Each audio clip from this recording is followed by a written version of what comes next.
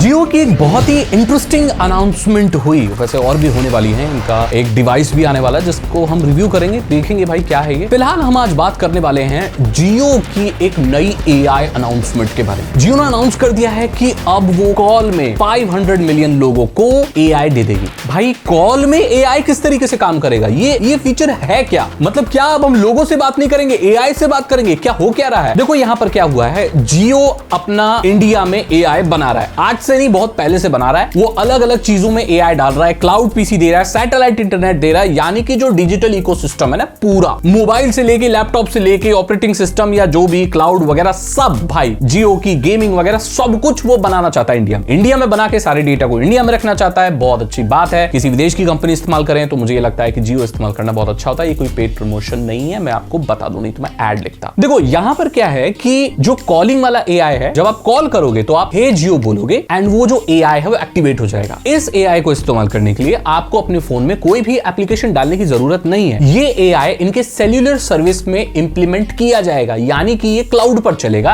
And वो लोग चलाएंगे इसे, आप बस इसे इस्तेमाल कर सकते हो। इसका काम क्या होगा, ये आपके बिहाफ में रेस्टोरेंट में टेबल बुक कर सकता है, ऑर्डर प्लेस कर सकता है, कस्टमर केयर से आपकी कंप्लेन कर सकता है, जो भी है जो कॉल पर आप करते हो, जो डीटीएमएफ टोन्स होती हैं, जो टी टी टू टू 9 दबाएं 4 दबाएं, इसके लिए वो दबाएं, ये ऑटोमेटिकली आपके बिहाफ पर कर सकता है। जब आप कॉल पर बात करोगे तो उस चीज को समराइज कर सकता है, एंड एआई है तो दैट मींस वो टेक्स्ट फॉर्मेट में भी सेव कर सकता होगा, या आप उसे बाद में समरी सुन भी सकते हैं कि इसने क्या बोला, उसने क्या बोला। May be voice call feature भी इनेबल कर दे, या जो भी चीज है। बस कॉल में आप बीच में बोलेंगे हे जियो एंड वो एक्टिवेट हो जाएगा, और सब जो भी बोलेंगे तो वो करेगा। आगे इसमें कैपेबिलिटीज और भी बढ़ सकती है, मे बी वो रिकॉर्ड भी कर सके, मे बी वो ट्रांसक्राइब कर सके, यानी कि जो आप बोल रहे हैं उसको लिखा है, वो सारी चीजें। अब ये पहली चीज, अब लोग बहुत डर रहे हैं भाई जियो हमारे कॉल में घुस रहा है। भाई ये पहला नहीं है, इनफैक्ट सैमसंग इस चीज को अपने मोबाइल में देता है इनबिल्ट, तो ट्रांसक्राइब करने वाला। तो वैसे भी एंड्रॉइड में बाय डिफॉल्ट भी देखने को मिलता है बहुत सारे डिवाइसेस में, वीवो के फोन में भी देखा था मैंने। तो यानी कि जो कॉल में एआई फीचर है ना, कोई नया नहीं है। लेकिन यहां पर क्या है, फायदा ये है कि आपको कुछ भी अलग से इंस्टॉल नहीं करना, लोकली आपका कुछ चल नहीं रहा, वो लोग इस चीज को टेक केयर करेंगे, मेरे हिसाब से सेफ एंड सिक्योर रखेंगे। अभी इस चीज की कोई अनाउंसमेंट नहीं है कि वो डेटा को कैसे प्रोसेस करेंगे, जो भी है। बट मुझे इतना पता है कि जियो कंपनी जो भी डेटा वगैरह होगी वो सब इंडिया में स्टोर करेगी और इनक्रिप्टेड रखेगी, बहुत सेफ एंड सिक्योर वो रखेगी। डेटा के साथ ऐसे मजाक तो वो नहीं करेगी मेरे हिसाब से। बाकी यही एआई का फीचर है, इसमें कोई खतरा तो मुझे कुछ लगता नहीं है। आगे जो एआई की जो चीजें चल रही हैं उसी की एक आगे पहल है, आगे चलकर और भी एआई की चीजें आपको देखने को मिलेंगी। सेल्यूलर वर्ल्ड में 5G में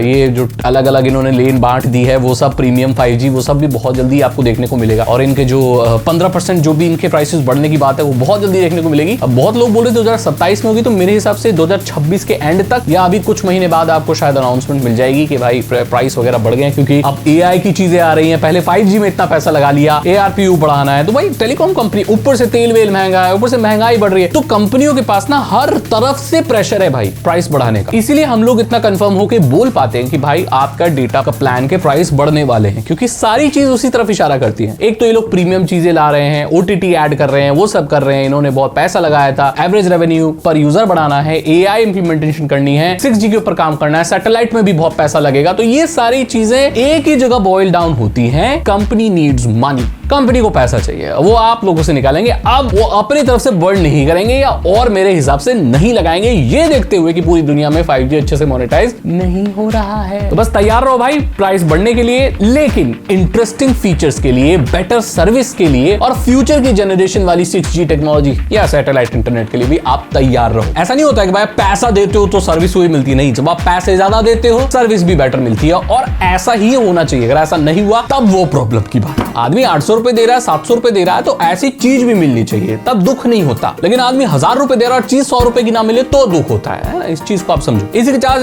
साथ इस वीडियो को एंड करना चाहता हूं। बाकी और कोई भी जियो की छोटी से छोटी अनाउंसमेंट होगी, BSNL की भी होगी तो बता दूंगा, क्योंकि ये टेलीकॉम की वीडियो। चलो BSNL के बारे में बात कर देते हैं। BSNL ने शायद 295 रुपीज का ब्रॉडबैंड प्लान निकाला है। पहले भी 300 कुछ का था, रूरल ब्रॉडबैंड था, लेकिन और कस्टमर्स को करने के 200 कुछ का निकाला है। तो अगर आप BSNL का आपके यहाँ अच्छा है ब्रॉडबैंड वगैरह और कम पैसे हैं, साइड बाय साइड कोई ब्रॉडबैंड रखना चाहते हो, 200 कुछ रुपए का ब्रॉडबैंड आप उसे ट्राई कर सकते हो। अगर आपके यहाँ पर आ गया, हर जगह नहीं आया है, इसलिए मैंने इसके ऊपर डेडिकेटेड वीडियो नहीं बताई, सिर्फ इसी वीडियो में थोड़ा सा मेंशन कर दिया है कि BSNL अब कस्टमर्स को बहुत खींचना चाह रहा है सस्ते प्लान के साथ। जो भी आप चेकआउट कर लेना। इस वीडियो को मैं यहीं एंड करता हूं। टेलीकॉम के ऐसे अपडेट्स के लिए आप मुझे फॉलो करें, सब्सक्राइब करें, इस वीडियो को लाइक करें और कमेंट लिखें अपने अच्छे, और मैं मिलता हूं आपसे अगली वीडियो में। Thank you so much and good bye.